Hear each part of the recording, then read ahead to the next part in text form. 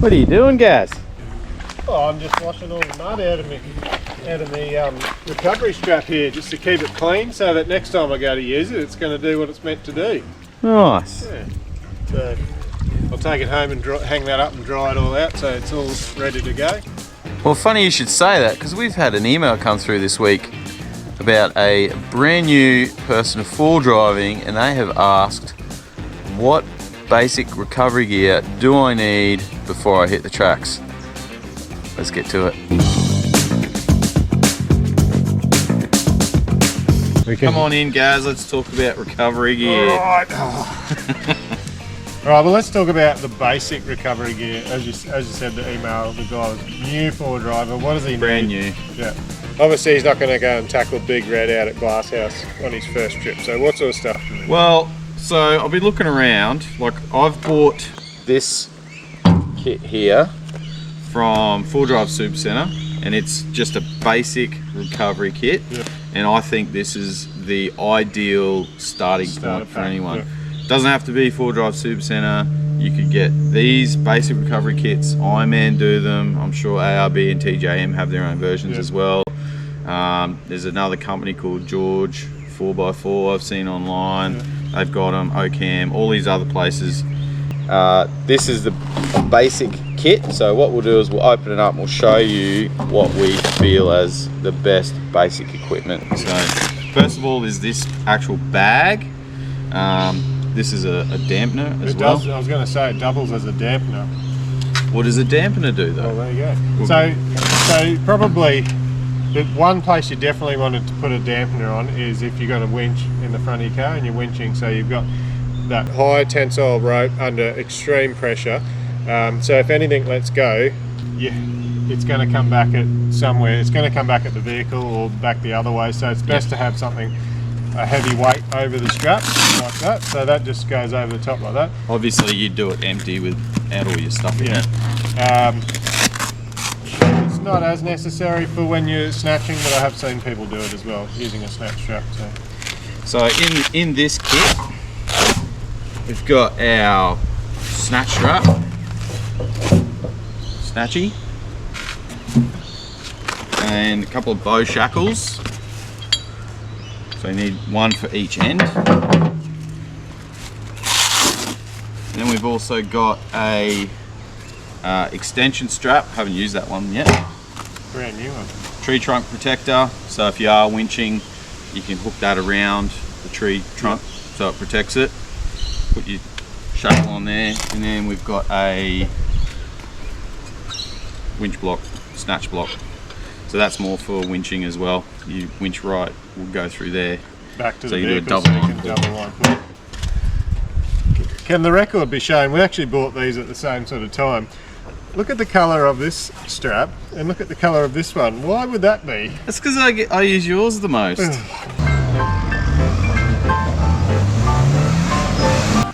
Forever pulling you out. Yeah. So as you can see, snatchy, got the hooks, loops each end. So we'll show you how to do that in a sec, how to hook them on. Really cheap piece of kit. These used to be pretty expensive now, but everyone's doing them. Yeah, they were expensive when we, 20 years ago when we started, but super cheap now. So things to note would be obviously wash them out if they get full of mud. They don't have a very long lifespan. Especially when especially when they're wet and muddy and stuff. So it is important, like you saw at the start, but wash it out, hang that up and dry it before you pack it away. Don't put it away wet. Check for fraying. Check for abrasion, all that sort of stuff. Yep.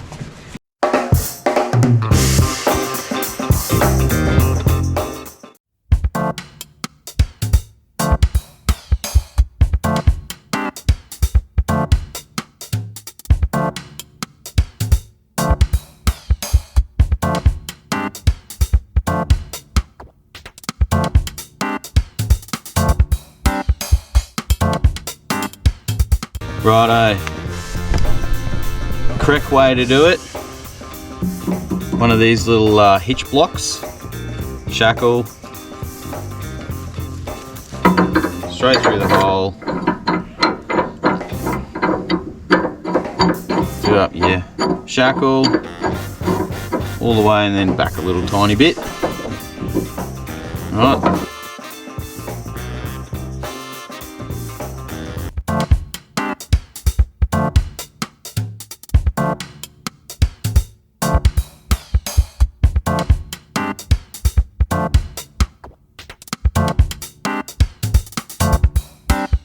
Okay, so on the front, you want to go through a rated recovery point. So Matt did a video on how to fit those, so check that out.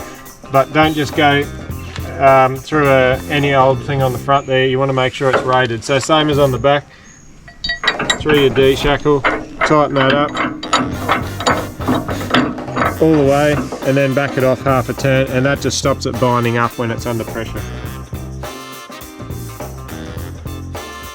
So that's going to be your most important thing, is a snatch strap, because if you're travelling in convoy, or even if you're by yourself and someone comes along to help you, if you haven't got one of these, they're probably going to keep driving. Be a responsible four-wheel drive owner and have your own snatch strap. That's it.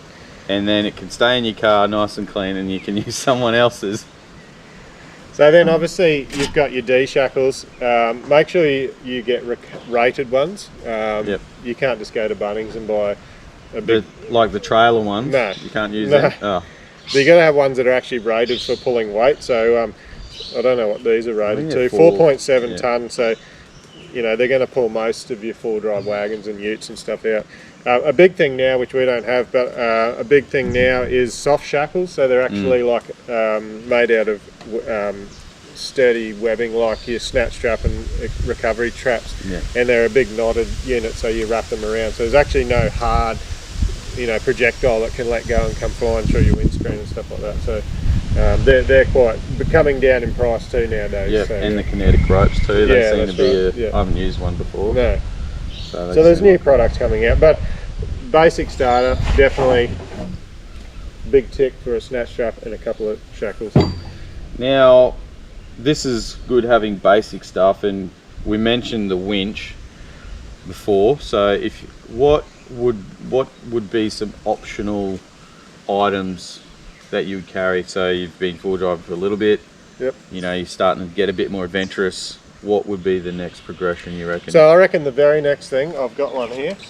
This one's a bit dirty, been used, but the very next thing I think would be a set of recovery boards. So these ones are Max Tracks, obviously. They retail for roughly about $240. Shop around, you can get them on special, often from Anaconda or BCF. Yep. But you don't have to be this brand.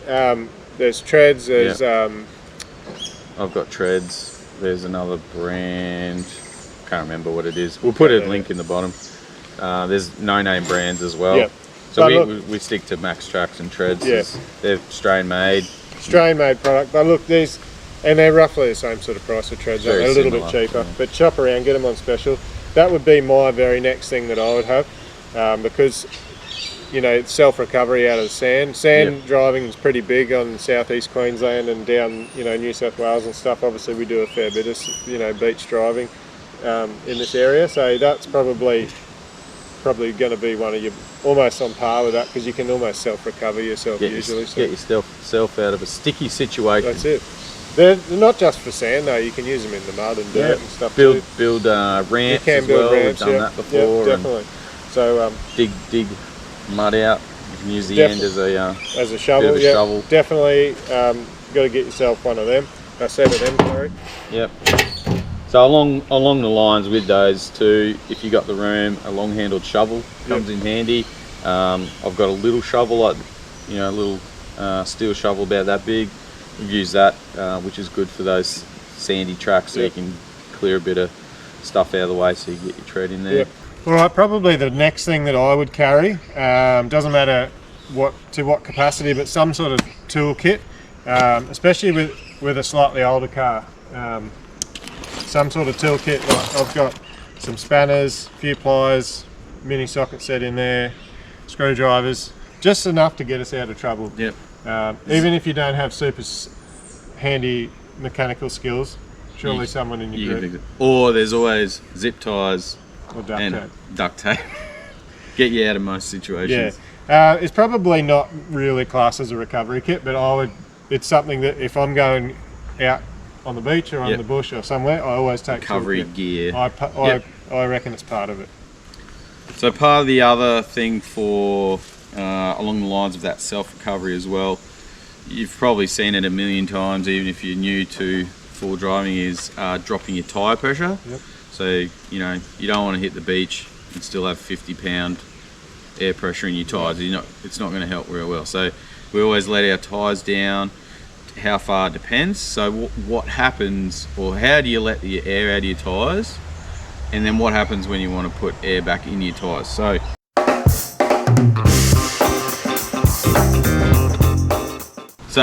the quickest way, in my experience, is to let air out of your tyres is with a tyre deflator. Oh, not right? with a stick in the tyre? No, we've progressed. If that was the Stone Age, this is the Bronze Age. Oh, yeah, we've moved right? forward. So these have come a long way in recent years. I used to have Storm tyre deflators. They were a good option. They're ones that you just screw onto your valve and then it lets it down to, and then it'll Set pressure. Yep. Yep. I think these are probably a little bit quicker, Yeah. or pretty close. So these screw onto your valve stem. You undo your valve out of your tyre, pop it out, and then it's a full air out. As if there's no, well, it pulls the valve out, doesn't it? Yeah, So, So there's nothing there keeping the air in, and then you just drop it down to your air pressure. And this one's a digital one, shows you the pressure of your tyres. It's pretty accurate. Yeah. Close enough anyway. Nice fast way to do it. Yeah, just remember to screw your valve back in Oh yeah, before you take it off. Now, how do you put the How do air you put it back? back in? Do you, You get you get a straw. No, air compressors. 12 volt air compressors come in all sorts of shapes and sizes and price ranges. price ranges and speed and air delivery. Yeah. This one here is a King's one. Graham's had this for a while now. I think they're about 169, somewhere around that. Yep. And this is a double piston one, and I've been able to do like 2 cars, like, and it still goes, like, it's not overheating and wearing out. So like you can pull up after your beach run and do 8 tyres and it still handles it okay. Yeah. So because you're not, there's always air at service stations usually, Yeah. but you might be ages from a servo and you might have a big long trip along the bitumen to get there. So it's handy. It's not, I wouldn't say you have to have one. I've only bought mine this year. Yeah. Started last year. Yeah. I've been used it a couple of times. It's been good. They plug straight onto your start battery, and then they come with a air hose. that you plug in. Into there, put it on. Wear your earmuffs because they're pretty loud. Yeah. Pump your tyres up. Happy days. So what happens if you get a puncture and you can't put the air back in again? Well, that's a very good question. You can carry a tyre repair kit, which are pretty small. That's actually a fairly big one, but it's got, in there you've got your tools for putting a plug into your tyre. So obviously you've got a screw or a stick or something in your tread. You can pull that out and put a plug in there. Those little tyre plugs there. There's plenty in there. You've got new valves you can replace your valve stems if they break off. There's little puncture repair things there.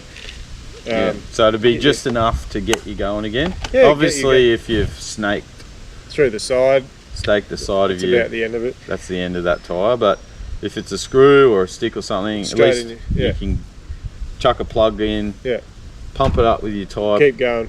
Yeah. Not necessary, but it's definitely It'd be an optional extra. Yeah, definitely. Yeah. And one of the other optional extras too, which is really handy when you're driving in convoy, a UHF. Yeah. This one here is a GME. It's a 5-watt handheld, obviously, because I've got it in my hand. You can get mounted ones in your car as well. Yeah. All different shapes and sizes and price ranges. These are so good. Like when we're cruising down the highway, we can chat to each other. Our kids can chat to each other when we're out on the tracks. If you can't see them, if you're guiding someone down or up a track, you can, if you're the spotter, you can get out there and show them where to go. Even if you're the lead car and you're on a track, you can call out and let others know there's a car coming and stuff. So. Yep. And you don't have to spend big as well. Like I got these little 3-pack of these little fellas. Uniden ones. These are really good. They're you might get giggled at because they're bright colours. Yeah. But these are really good. They're probably they are 1 watt. Yeah. So they're probably about, I think 500 meters would be stretching it. Yeah, yeah. But you know, So close convoy. probably 50 to 100 meters. So these are great. Yeah. Stick them on your shirt. You know, kids will have a blast with these too. These are pretty cheap. I think they were $100 for 3. Yeah. So and they're proper UHF. So that's another thing. I wouldn't say it's a mandatory part of your recovery gear, but definitely put some dollars in your piggy bank and save up and get a good one. Can't go wrong. And if you like, the mounted radios are probably a better option because you can get different aerials, Which broadcast different. Yeah. Right, yeah. but for a couple $100, grab one of these fellas. So that would be all the basic stuff, and that's pretty much the stuff that we carry when we go out. I'm going to go out on a limb and be controversial here. Oh, you like controversy I'm in going to this say channel. that you don't have to have a winch. I've been forward driving. Well, we've been forward driving for 20 years, and I've never owned a winch. Can I tell you a secret? Go. I've got a winch on my truck, No. but it doesn't work. I've had my truck for about 6 years now, and I went to use it. I thought, I better check to see if it works. Doesn't work. No, you got to So service them too. that's a future episode. Yeah, I have yeah. to pull it apart. But look, yeah, honestly, and people are probably going to say, "Oh, you don't drive hard enough." But look, at the end of the day, if you're confident in your vehicle and you're confident in yourself and your abilities, you drive. We drive plenty of 4-drive parks Yep. over the years, and Glasshouse and different tracks, beach, everywhere. And we always go as a group, so there's always someone else there to help you, and we never drive anything that we don't think we can do at the end of the day. Yep. We've definitely been in hairy situations before over the years, but got ourselves out. But Common sense. yeah, You know, it's a different story if you're going to go and tackle those really hard climbs and things like that of a weekend, and that's what you want to do, then by all means you're going to need a winch. But remember, obviously you got to upgrade your bull bar to carry it. You've got to upgrade your front suspension to carry the extra weight. Yeah. You've got to upgrade your battery to be able to power it. So there's lots of things that go along with it. So Yeah. you don't have to have one to enjoy yourself. Well, there you go, guys. There's a good array of recovery gear to get you started if it's your first time forward driving or you're getting back into it or something like that. Look, leave us a comment if you've got something that you have to take with you when you go away. Maybe there's something that's not here. Put it in the comments so that other people can see it and they might be able to get some ideas from that. And look, if it's your first time, don't forget to hit subscribe, and that helps you see other videos like this that we put out, and give us a thumbs up too, because it spreads it to other people. And remember, the weeks are long, but the weekends are short. so chase the weekend.